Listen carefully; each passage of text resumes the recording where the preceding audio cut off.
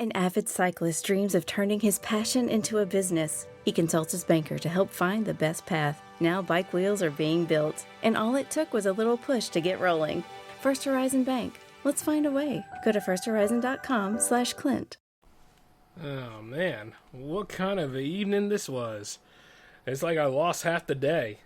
Well, you know, that just comes with being responsible and doing the right thing as a ripening 34-year-old walking this crazy-ass earth we live in, this day and age, 2021. Yeah.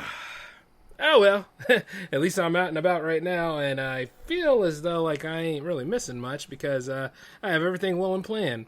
So, you know, at the end of the day, we'll discuss some legendary beasts, and we'll go ahead and we'll talk about some wild things, not to mention stuff happening right here. But why am I giving you guys a preloader? Because it's time to get started. Because, welcome to the J-Man Show here on J360 Radio.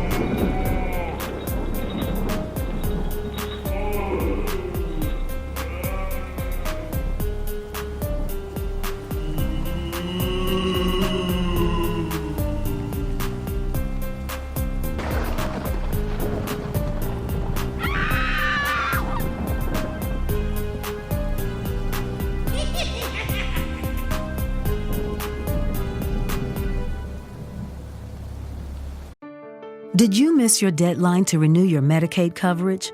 You can still send your completed annual review form to Healthy Connections Medicaid. You may be assigned to another health plan, but you can ask to come back to First Choice within 60 days of renewed Medicaid eligibility. It's your family. It's your choice. First Choice is the right choice. Renew and choose us. Visit selecthealthofsc.com/renew to learn more.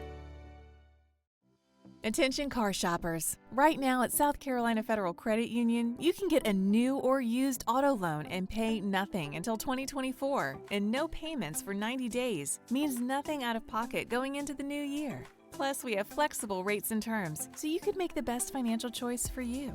Learn more at scfederal.org/auto loans. That's scfederal.org/auto loans. Certain restrictions apply. Existing South Carolina Federal credit loans are excluded. Hey, what's going on, J360 Legion? How are you all doing tonight? Welcome back to the J-Man Show for episode 222. Hoo-ha! We getting there, folks. Soon enough, we're going to be at 300.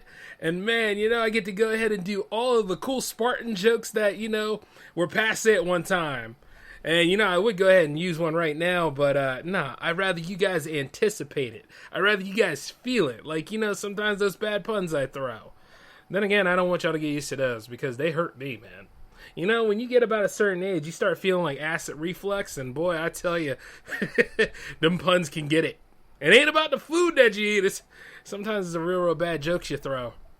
But yeah, like, and not a moment too late, here I am back on the show that started it all, and I'm telling you, man, like, I love doing this series, and I love doing all of the J360 shows, but you know, the J-Man Show is just like a good pair of shoes, you know? It's just like, it feels so good to be here. It's like home, and as it should be.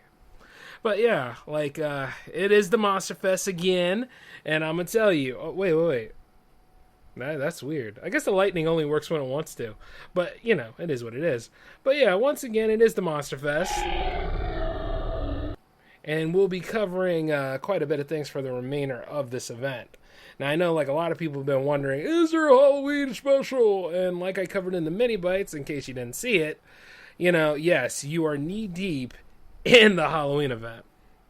And if anything else, like I'll be covering different things. And you noticed, speaking of which, I still have a bit of a backlog. I got some reviews to throw you guys some way, because I managed to find a couple of movies that weren't on the initial Monster Fest list, and they were pretty decent to watch. I mean, for me, per se, see, a common misconception is, like, when I do these things, it's not necessarily to tell you whether the movie's bad or not. It's also to let you know whether it's watchable. The most important thing is about whether it's watchable, because when it gets right down to it, in honor of the J-Man Show episode 10, it's not about whether it's good for me. It's about whether you guys want to partake in it. You know what I'm saying? Because we all have different mindsets and different point of views and stuff like that. And there's nothing wrong with everybody exercising it every so often, especially in the things that we consume. So, like, when it gets right down to it, a real monster would be the one that tells you what to do and tries to run your life and all that kind of stuff. That's a real monster. But, you know, if you just take a bit of self-control and you really look over, like, some of the stuff that you want to look into, like I said before, Amazon Prime is about due for some hits. And it has some, keyword some. But the ones that I saw, it really brought back the charm of, like, watching sci-fi on Saturday. Like, it's not going to be an A-list movie, but then again, what is an A-list movie nowadays? Because all of them are having an existential crisis right now after what Scorsese said and after what Denis Villeneuve said, even though at the same time you'll realize that Scorsese does have some accolades, whereas I never heard of Denis Villeneuve until this remake of Dune started to come. You know, and then even then, they like try to act like Frank Herbert had nothing to do with Dune. And you know Frank Herbert, don't you? The guy who wrote the whole damn mythology. Well, at least the first book, you know, because everything else, like, no, he had a hand in Children of Dune too. But also, I think his son or grandson worked on the rest of them along with somebody else. Either way, it's like, you know, that franchise is huge. And I know that this movie that's coming, while beautiful visually, is not going to cover everything that went on in that book. So, and I hope that it does well, because I love to see a sequel to it. You know what I'm saying? And I think that's the plan.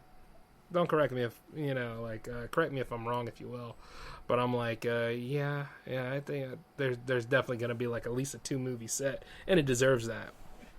But hey, as I delve into the real world, I got to get back into the folklore world here, because I managed to find a few things. Now, I'm not going to throw any nightmare tales to you tonight, but what we're going to do exactly is look at some of these monsters that allegedly have been rummaging around in our territory. And you see, the most one that everybody knows about is Bigfoot.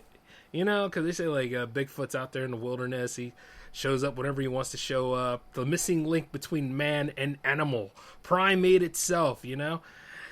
And you know what, now that I think about it, if you ask me if my overall opinion of Bigfoot is real, I would say he is. I mean, granted, he's going through global warming like everybody else is. And de-evolution is really taking its center with the human race in general. I mean, the race to the bottom is so easy these days. I mean, you know, instead of just reaching to do great things, there's always something there that wants to set you back. But, yeah, I really do think Bigfoot is real. And then, like, there's, like, multiple different kinds. It's just not one Bigfoot, though. You understand what I'm saying? There's multiple different variations of Bigfoot. You know, the one that lives up there in the far north, but guess what? You know, the polar ice caps are melting, so he has to come down here. And who's to say that evolution didn't take center stage to go ahead and turn him into adapting to the warmer climates of things? I'm just giving you things to think about. You understand what I'm saying? Now, the most famous one that is around here in Delaware's region is called the Shelby Swamp Monster. And I mentioned that before. Like, you know, I even posted a picture of him on the gram. And you see, the thing about it is, it's like out there in the Great Cypress Swamp. And they said that it was something that was really devastating throughout the 1920s and the 1930s. And they did not know how to anticipate what was coming out of the swamp. But you see, like, it was such a big legend at the time, especially around here in the local territories, that someone who worked for the newspaper decided to get a little piece of the action. So he had his buddy dress up as a swamp monster and rummage through, like, parts of Cypress Swamp on Route 54. So people were like, oh my God, it's there, and all that kind of stuff. So they made a big hoax out of it. And allegedly it went on for, like, it went on for, like, what, 10 years or so, I want to say. But, you know, it happened in, like, 1987, so, you know, all that kind of stuff. Yeah, I won't even reveal the guy's name, but his name, the guy who actually created the hoax, his name was Ralph Grapperhaus. He was, an editor of Delmarva News. He claimed that he created it in the 1960s. And then his buddy revealed himself in 1987. And he said he stopped after a few months, but hunts for the creature became more apparent, so he feared for his life, so they stopped. But at the same time, when they spoke about it, they did not cover any of the actions that took place in the early 1900s. So, and to me, myself, like, Cypress Swamp is huge. Like, I remember being there a few times. It's huge, it's creepy, you can hear all sorts of sounds coming out of it. Like, for real. And I don't mean like just the normal nature sounds. Like, you really can hear some inhumane stuff going on in there. So there's something out there that's happening. But hey, maybe me and the missus could go hunt it sometime later in the future. You know what I'm saying? But that'd be crazy to see. But then again, I don't know. I mean, much like that creepy house that's not too far from where I live, sometimes it's best to just leave some things alone. I mean, because at the end of the day, like, would you want a whole lot of people invading your space and ruining up your special territories and stuff? You know what I mean? And then there's a reason why this monster is here, and it doesn't need me to go ahead and unearth it. And I'm just thinking about that. Because, I remember somebody asking, hey, you should go to the creepy house and get some views. And I'm like, no, I'm not going over there. Because as far as I'm concerned, that person was doing just fine before I even drew attention to it. And, like, for somebody who actually kind of tried to do the hermit lifestyle when I was in high school, no, not at all. I went through a lot of phases growing up, let's just say that. Good phases, though. Okay, now, this is another big thing. It's called lying and... No, it's not. Wouldn't that be wild if it's called lying? Nah, this is the start of... That's a weird way to start a paragraph, though. But the monster is called the Swanningdale Merman. And they say inside of the Swanningdale Museum in Lewis, Delaware, is a merman. A foot-long mummified creature arrived in Lewis in the 1800s as a present to the Lewis family from a sea captain. The merman has a fishtail, human-like arms, and a screaming humanoid head topped with white hair. A thing of local legend, they say it most likely is a hoax. They say that the Division of Cultural and Historical Affairs in Delaware said that the merman was created in mid-19th century China using a shrunken monkey head, fish, hair, ivory, glass, oak, stain, varnish, and dye. And this is according to an article in the Wilmington News Journal. You mean the damn Delaware News Journal, don't you? That's usually what it's called. But then again, shoot, that's the thing about North Delaware, isn't it? They just act like the rest of it doesn't exist, even though it's the smallest damn state. Get over yourselves. Well, not the smallest, but second smallest. And let's see. Or is it? A sea captain wouldn't lie, would he? Well, you see, once again, like, if that's the case about it, then why the hell is it in a museum and all that stuff? Like, I believe that there is something that lives out there in the water, too. Like, we're not the only ones that live on Earth, if you get my drift. Like, all sorts of wild stuff occur out there, and I don't see, like... But I mean, I've been here for a very long time, and I've never heard them talk about the merman as, like, a real thing. And this is news to me out of this book here, but it's just interesting. I need to go ahead and pop by there sometime and go ahead and take a look at it if I ever get out of doing my J360 duties. And then, of course, they said that, Bigfoot, this is actually one of Bigfoot's stomping grounds. And they said that Delaware and Hawaii are not the only states in the Union. Well, they said that they were the only states in the Union that... No, that's not true at all. There's no way. Because you know why? Because Delaware State News would have talked about this for a long time. They would have ran on it because they always try to find something to latch on to. And I don't know. I had a little bit of an internship with them. But let's just say this. Like, okay, so they say Delaware can't say that they didn't have a Bigfoot sighting anymore. There's been 3 alleged encounters, all in Sussex County in the southeastern part of the state. which have reported to the Bigfoot Field Research Organization in recent years.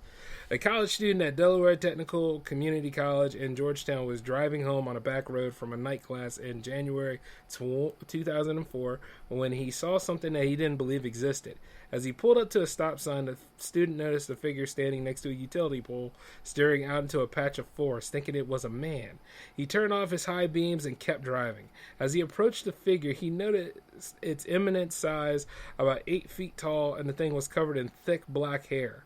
When the figure turned its crest head to look at the car, it casually turned back towards the woods, as if the car didn't matter. Terrified, the driver sped away as quickly as possible. Okay, well, here's a second instance. A woman returning from vacation with her family in August 2010 saw the head and shoulders of a Bigfoot creature standing over the corn in a field. No one else saw the creature. Okay. The third one is, a couple had just returned home from the grocery store in November 2012, heard a tremendous scream followed by a series of knocks of wood on wood from a patch of trees behind their house. The sun had set about an hour before. The couple said that they saw nothing, but they were convinced that a Bigfoot was near the house. A Bigfoot in Delaware? Could be. Who wrote this damn thing? Alright, look, so here's a few things, okay? I'm not saying that it couldn't happen, but at the same time, I just realized, like, this area in Georgetown here, I remember growing up around there was a lot of wooded areas there. And usually there's a lot of people back there cutting up wood for one of the lumber areas that are nearby. So chances are, like, you could hear, like, some of the stuff being chopped down. And then, like, one of the guys out there yelling and arguing all the time. There's, like, lots of noises that come from that area. So, especially with that. Now, the cornfield little thing, that might be true. But there's a lot of hunters over there, too. So, could have been a hunter, like, wearing a whole bunch of stuff. And then, like, let's see, over here for the back road over at the community college. Why the hell would you ride on that damn death trap to begin with? I used to go there. I know. You know what I'm saying? But yeah, like, oh man, it is pitch black dark over there, though. Especially if they're not having, like, a baseball game that's happening. Because without those lights, like, it really, really is dark. So you could have seen anybody. But at the same time, though, like, when I look at this, at a utility pole, and if it's that utility pole that's near the Hardys, then I know he could have seen anybody over there, because there's always somebody on that utility pole. Don't ask why, it just usually is. And, yeah, it could have been anything up there. Could it have been a Bigfoot, though? Nah. Because you know why? Because, like, the way that whole thing's, put together, there's also Route 13, like, right there, and, no, not Route 13, Route 113, like, right over there. And, like, if he saw it, then I'm sure there's some other people that have seen it, too, because that road is always busy. So, it's not about debunking the stuff, keep in mind, okay? It's just about what's plausible and what's not. And especially, like, with me knowing, like, what goes on in my state, I kind of do. But wait until I move and I don't know what the hell goes on. Little did you realize J-Man can adapt. But anyway, that's kind of like what we have over here. Because like I said, if anything, Delaware has its moments, but Delaware's always been kind of self-contained. But hey, here's one that's allegedly real, though. It's over in Florida, and it's called the St. Augustine Monster. Okay, so let's read up about that. In 1986, beachgoers at St. Augustine found something hideous on the sand, a corpse. The unidentified mess of a creature, quickly called the St. Augustine Monster, was an 18 by 10 foot blob that smelled worse than the skunk ape. Scientists declared this beast, most probably from the deepest depths of the ocean, to be a giant octopus or a squid. A kraken. This is the first verified occurrence of a globster, an unidentified organic mass that washed up on the seashore, according to the Smithsonian Institutional Archives. Although modern analysis of the monster in 1995 showed that it may be the remains of a sperm whale. No one knows for sure what the St. Augustine Monster was. Well, once again, there's a lot of cryptoids that live down there, and not to mention, like, all sorts of sea monsters. We have yet to even see where the first megalodon would be. Now, I think that bastard will probably wash up on California somewhere. I wouldn't be surprised. You know? I mean, considering like all the radiation that's floating around there, and not to mention like some of the cryptoids that are probably waking up now because of what's going on with the Earth. One good earthquake would go ahead and rumble, and then go ahead and make that thing wake right up.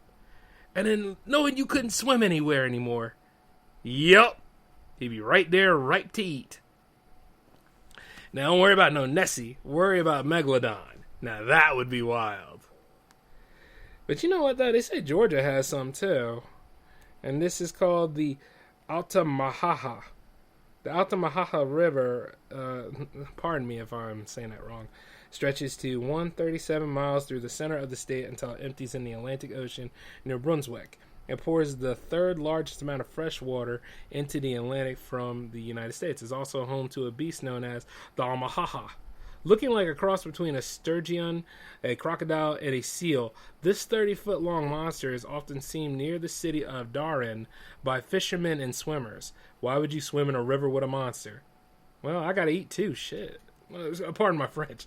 Darwin was found in 1736 by people who have their own stories of a water monster.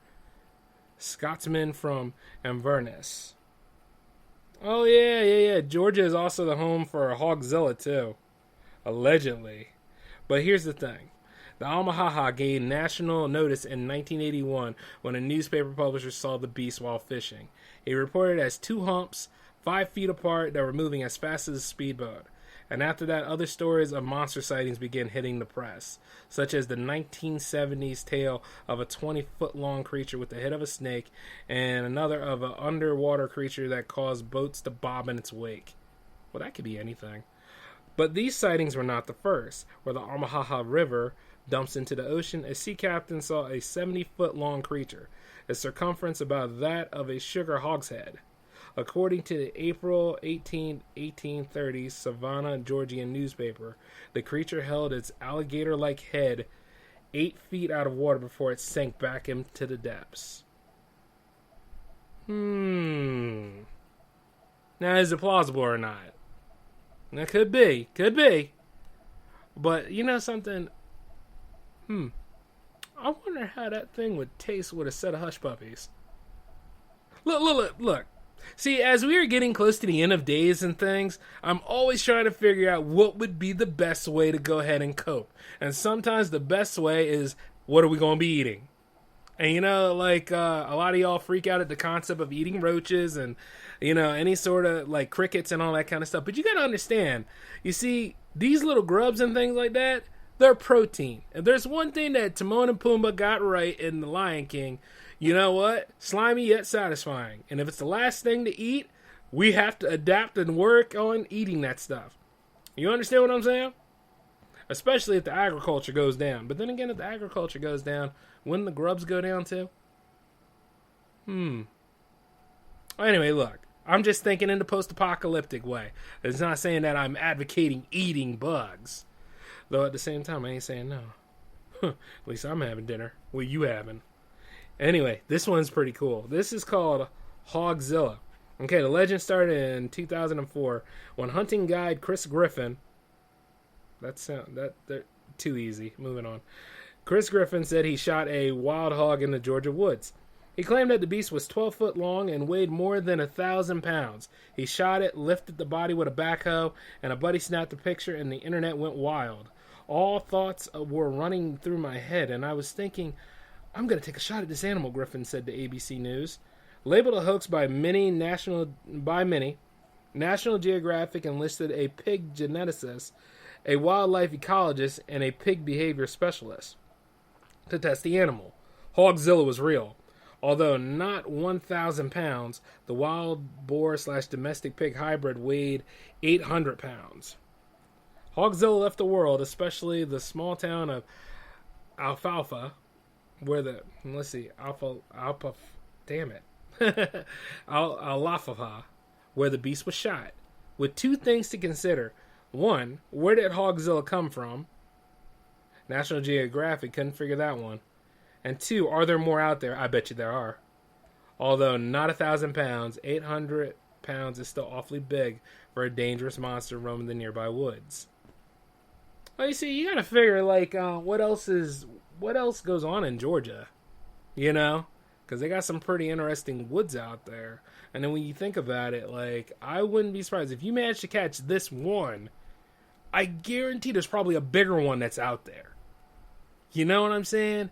Probably would, a set of not just 2 tusk, but 4 tusk.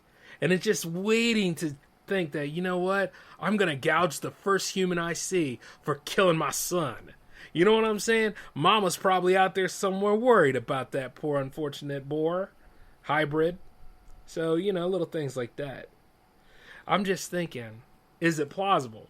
Well, according to this, Hogzilla was real. But if you guys ever do like a follow-up or a check on some of these things to see if some of these things are real, please do. I'd like to hear it sometime. Okay, and this one is called Beaver Shark. I can do so many bad jokes with that. You know what? Since we just mentioned it, might as well go ahead and talk about it. This 3-foot creature is a local legend of Pine Mountain. Oh, okay. Sometimes reported to have the head of a beaver and the body of a shark, and other times to have the head of a shark and the body of a beaver. The beaver shark swims in the lakes of Callaway Gardens, preferring deeper water where it feeds on fish and turtles, although it is occasionally seen near shores to take bites out of swimming children. According to an article in the Lake Destination Lanier magazine, it was used as a warning to youth at local summer camps. The beaver shark makes most of its appearances in places where souvenirs are sold. Okay, well, you know what? I got some problems with that one. Like, okay, so, let's see. What would the beaver shark be? The head of a beaver and the body of a shark.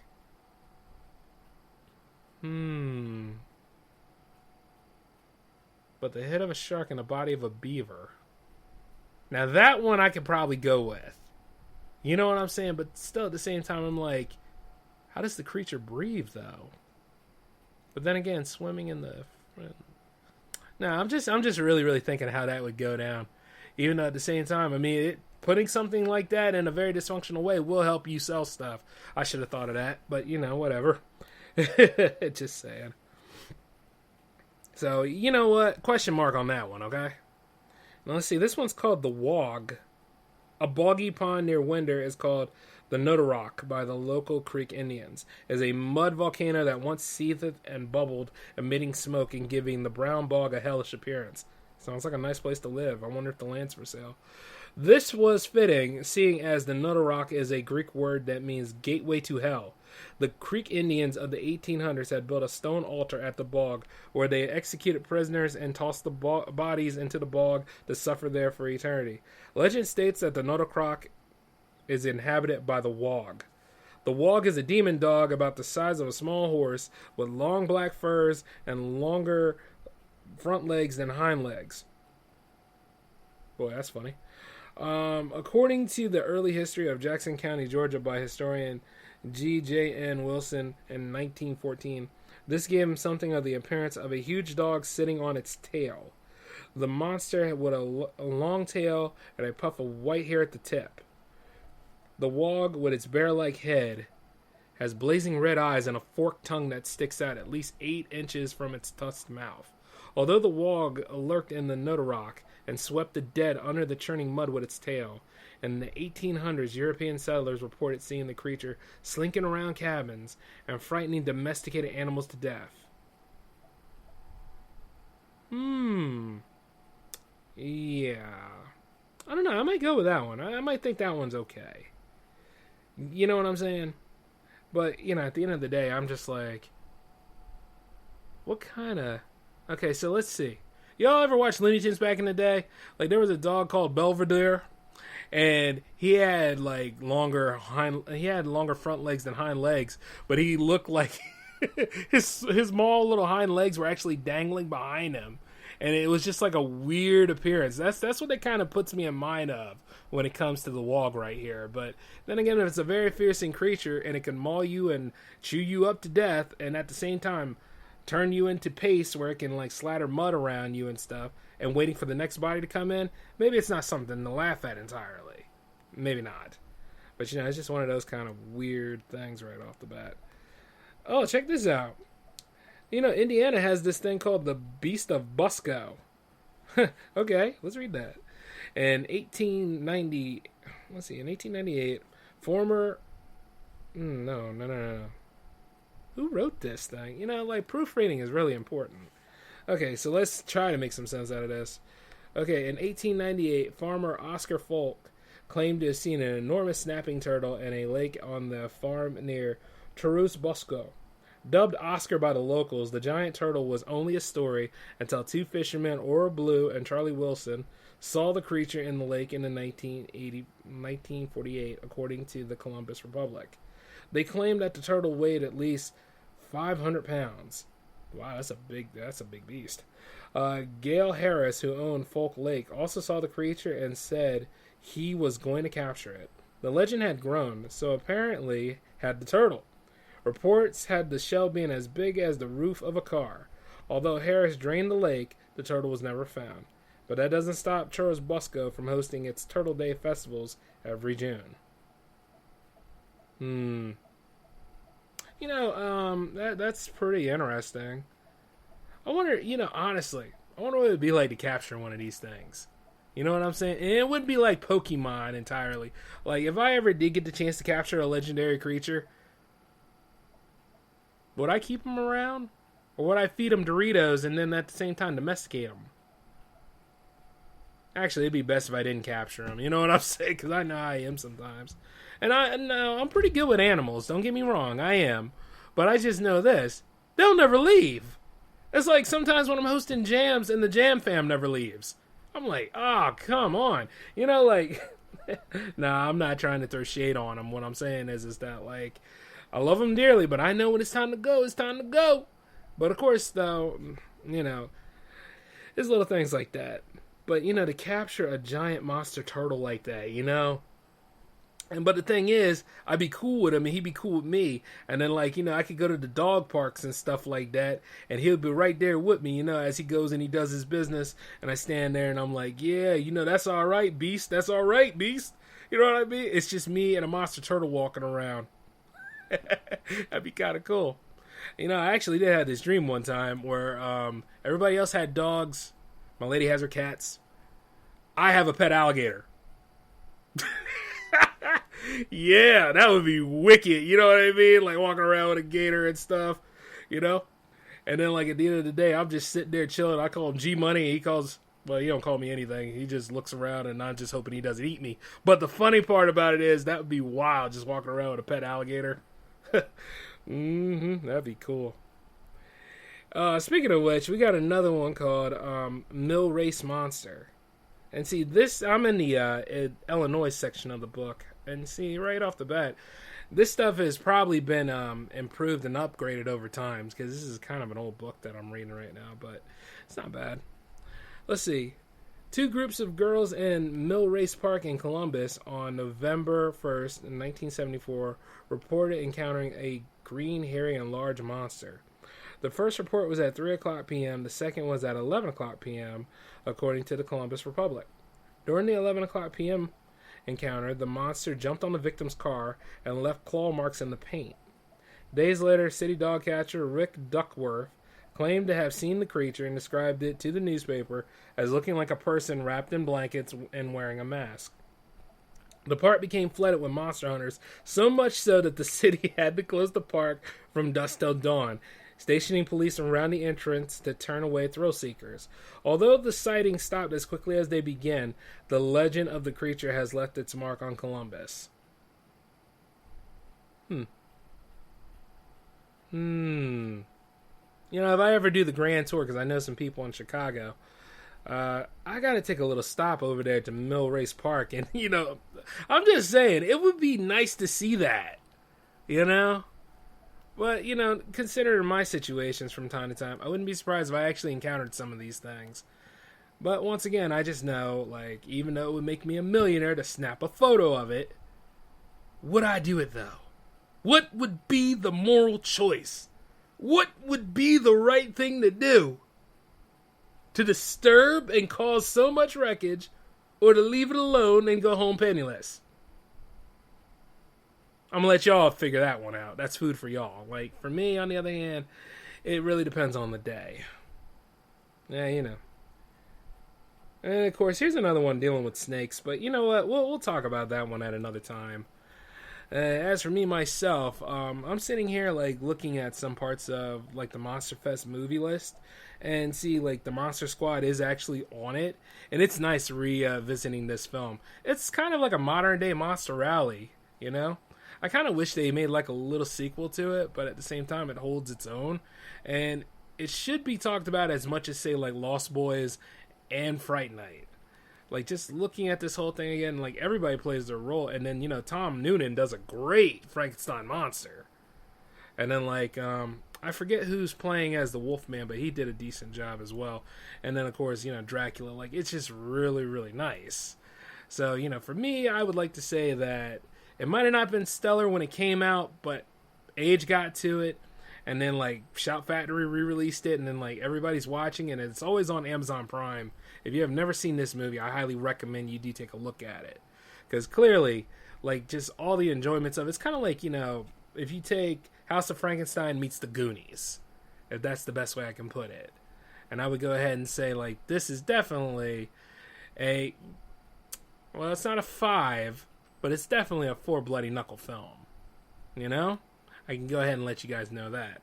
And then the same thing I can go ahead and say about Sabretooth, which is also on Amazon.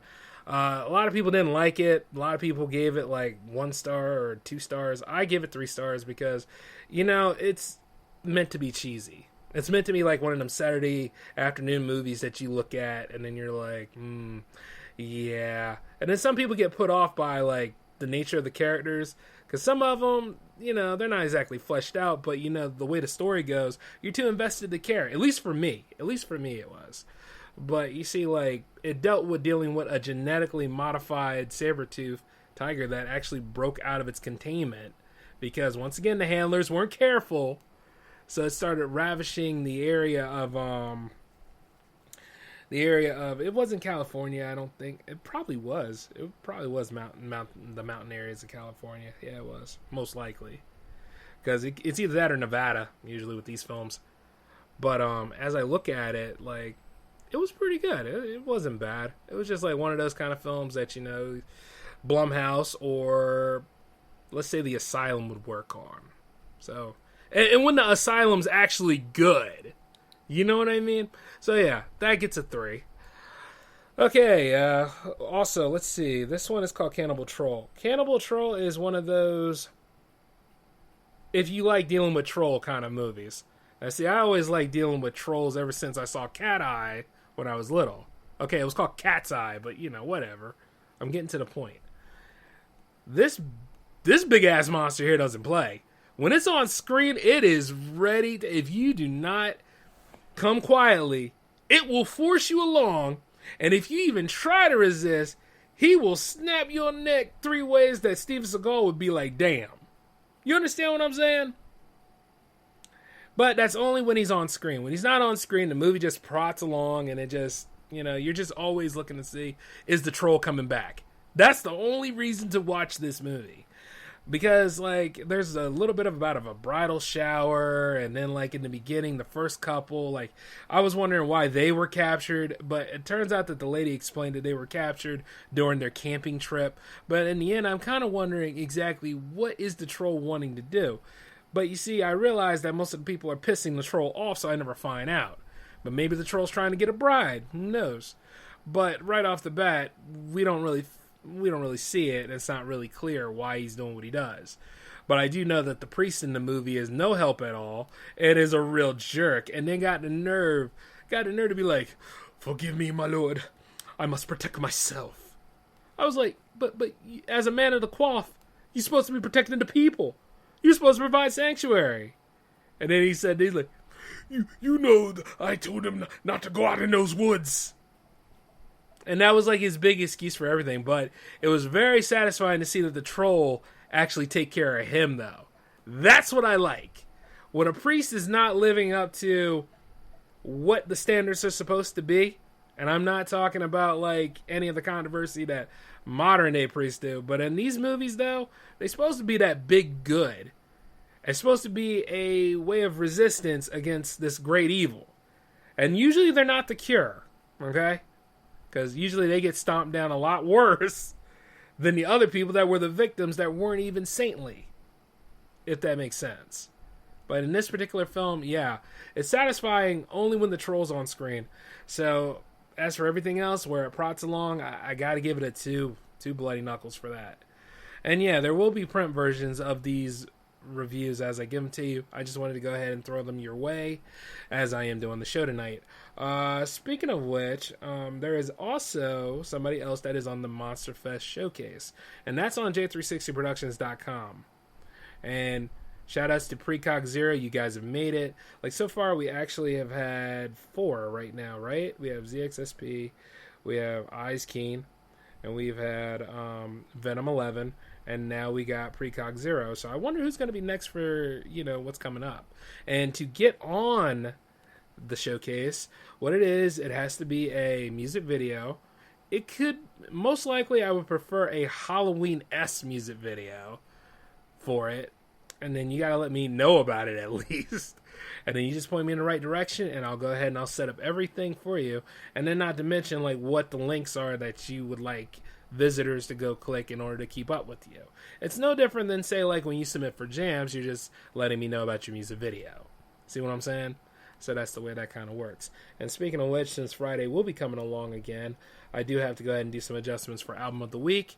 And I want to give a small little shout out to Bunny X for finally releasing their first album. Way to go, girls. You deserved it.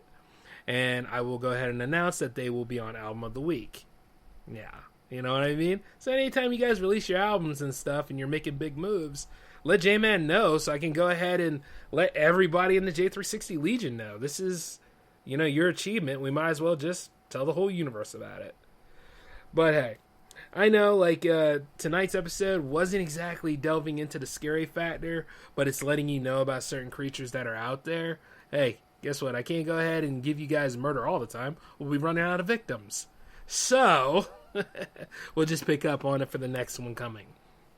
And speaking of which, your deadline for jams is actually at 5 o'clock p.m. tomorrow.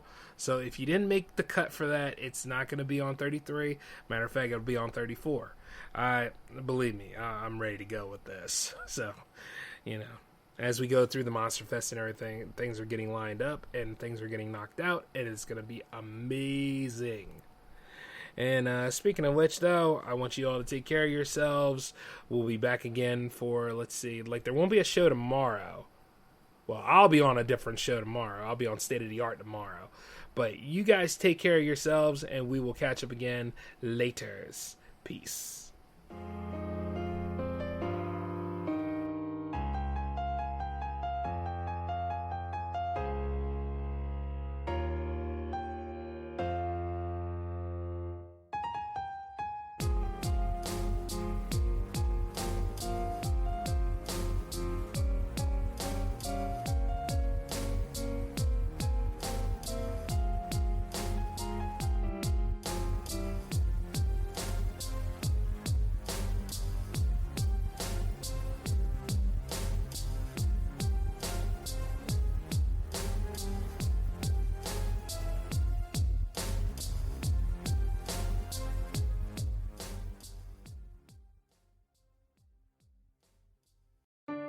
Did you miss your deadline to renew your Medicaid coverage? You can still send your completed annual review form to Healthy Connections Medicaid. You may be assigned to another health plan, but you can ask to come back to First Choice within 60 days of renewed Medicaid eligibility. It's your family. It's your choice. First Choice is the right choice. Renew and choose us. Visit selecthealthofsc.com/renew to learn more. Did you miss your deadline to renew your Medicaid coverage? You can still send your completed annual review form to Healthy Connections Medicaid. You may be assigned to another health plan, but you can ask to come back to First Choice within 60 days of renewed Medicaid eligibility. It's your family. It's your choice. First Choice is the right choice. Renew and choose us. Visit selecthealthofsc.com/renew to learn more.